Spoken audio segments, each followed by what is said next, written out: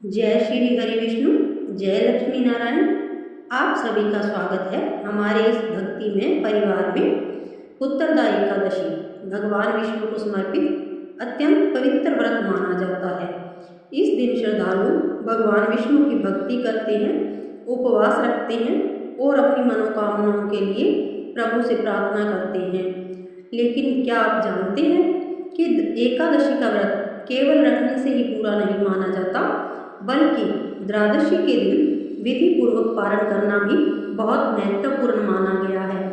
आज की इस वीडियो में हम बिल्कुल सरल भाषा में जानेंगे द्वादशी के दिन पारण कब करें, पारण से पहले क्या करना चाहिए, पारण किस चीज़ से करना शुभ माना जाता है, क्या खाना चाहिए और क्या नहीं, और पारण करते समय कौन सी गलतियां नहीं करनी चाहिए। तो वीडियो को अंत तक जरूर देखिए, क्योंकि छोटी सी गलती के कारण कई लोग पारण की सही विधि नहीं कर पाते।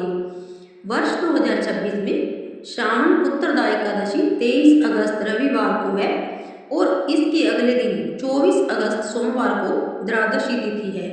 पंचांग के अनुसार एकादशी तिथि 23 अगस्त को प्रारंभ होकर 24 अगस्त को प्रातः समाप्त होती है।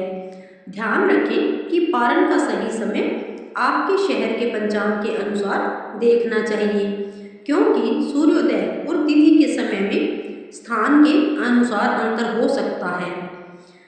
अब जानते हैं द्वादशी के दिन सुबह क्या करें।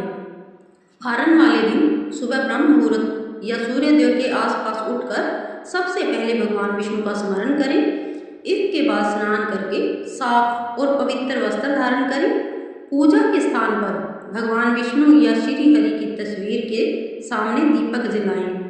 भगवान को जल, पुष्प और तुलसी दल अर्पित करें। इसके बाद हाथ जोड़कर प्रार्थना करें, हे भगवान श्री हरि, मैंने श्रद्धा और सामर्थ्य के अनुसार उत्तरदायी एकादशी का व्रत किया है। मेरे व्रत में जाने अनजाने जो भूल हो गई हो उसे क्षमा करें और मुझे अपनी भक्ति प्रदान करें। इसके बाद भगवान विष्णु का नाम जपें। अगर आप चाहें तो ओम नमो भगवते वासुदेवाय मंत्र का जाप भी कर सकते हैं। अब सबसे जरूरी बात, पारण कब करें। एकादशी व्रत का पारण द्वादशी तिथि में अपने स्थानीय पंचांग में बताए गए पारण मुहूर्त के भीतर करना चाहिए। सिर्फ यह देखकर पारण नहीं करना चाहिए कि सुबह हो गई है। तिथि, सूर्योदय और हरिवासर आदि को ध्यान में रखकर पारण का समय निर्धारित किया जाता है। इसलिए मेरी आप सभी भक्तों से विनम्र प्रार्थना है कि जिस शहर में आप रहते हैं वहाँ के विश्वसनीय पंचांग में 24 अगस्त 2026 का उत्तरदायी एकादशी पारण समय जरूर देख लें। विशेषकर वैष्णव और अन्य परंपराओं में पारण के नियम अलग हो सकते हैं। अब जानते हैं पारण की सरल विधि। जब आपके स्थानीय पंचांग के अनुसार पारण का उचित समय हो जाए, तब सबसे पहले भगवान विष्णु को प्रणाम करें, फिर थोड़ा सा जल ग्रहण करके व्रत खोल सकते हैं। इसके बाद अपनी परंपरा और स्वास्थ्य के अनुसार हल्का सात्विक भोजन लें। पारण के लिए बहुत भारी भोजन से शुरुआत करने के बजाय हल्के और सरल भोजन को प्राथमिकता देना अच्छा माना जाता है, जैसे फल, दूध या दही। हल्का सात्विक भोजन और अपनी व्रत परंपरा के अनुसार बनाए गए भोजन का सेवन किया जा सकता है। यदि किसी व्यक्ति ने निर्जल या बहुत कठिन उपवास रखा है, तो अचानक बहुत अधिक भोजन करने के बजाय धीरे धीरे सामान्य भोजन की ओर लौटना बेहतर है। क्या पारण में अन्न खा सकते हैं? पारण के बाद सामान्य भोजन किया जाता है, लेकिन पारण की शुरुआत किस भोजन से करनी है यह आपकी पारिवारिक और धार्मिक परंपरा पर निर्भर कर सकता है। एकादशी के दिन जिन अनाज और दालों का सेवन व्रत में नहीं किया जाता, पारण के बाद उन्हें सामान्य ग्रहण किया जाता है। लेकिन यदि आपके परिवार या गुरु परंपरा में कोई विशेष नियम है, तो उसी नियम का पालन करना सबसे उचित है। अब सुनते हैं भगवान विष्णु को क्या अर्पित करें। पारण से पहले भगवान विष्णु को तुलसी दल अर्पित करना बहुत शुभ माना जाता है।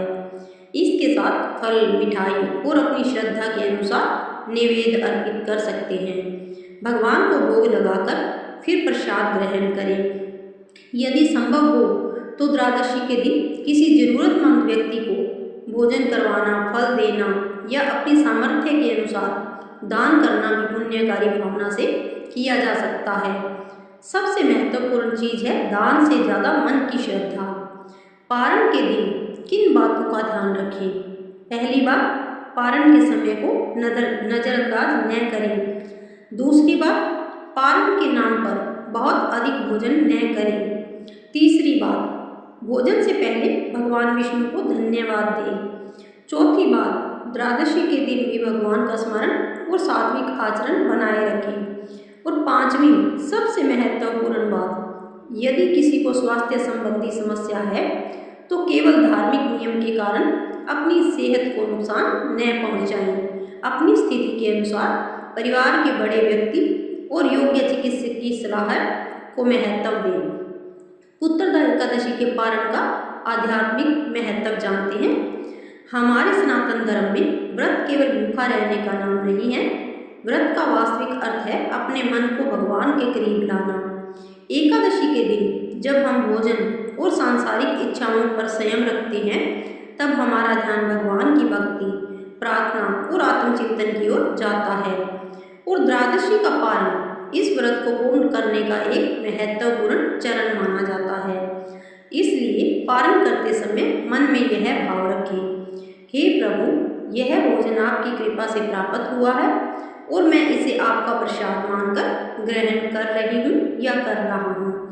ऐसी भावना से किया गया छोटा सा कार्य भी भक्त के मन में भक्ति और कृतज्ञता को बढ़ाता है।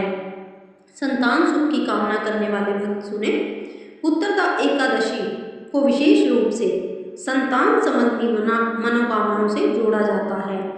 ऐसे में इस दिन भगवान विष्णु और माता लक्ष्मी की श्रद्धापूर्वक पूजा करके संतान सुख, परिवार की सुख शांति और अपने प्रियजनों के कल्याण की प्रार्थना भी की जाती है। लेकिन हमें हमेशा याद रखना चाहिए कि पूजा और व्रत श्रद्धा और प्रार्थना का माध्यम है, किसी निश्चित परिणाम की गारंटी नहीं।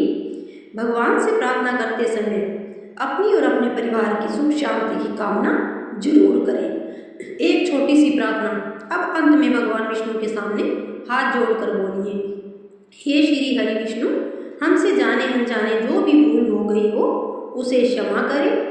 हमारे घर में सुख शांति और प्रेम बनाए रखें। हमारे परिवार के सभी सदस्यों को स्वच्छ, स्वस्थ और प्रसन्न रखें।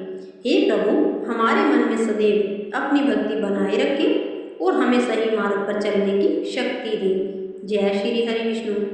भक्तों, याद रखिए, व्रत की सबसे बड़ी सुंदरता नियमों से भी ज़्यादा श्रद्धा, संयम और भगवान के प्रति सच्ची भावना में है। आप सभी भगवान श्री हरि से जुड़ी ऐसी ही सुंदर कथाएं और धार्मिक जानकारियां सुनना चाहते हैं तो हमारे चैनल भक्ति अरोड़ा 2 को जरूर अपना प्यार और आशीर्वाद दीजिए। वीडियो पसंद आए तो इसे अपने परिवार और भगवान विष्णु के भक्तों के साथ जरूर साझा करें। जय श्री हरि, जय लक्ष्मी नारायण, राधे राधे।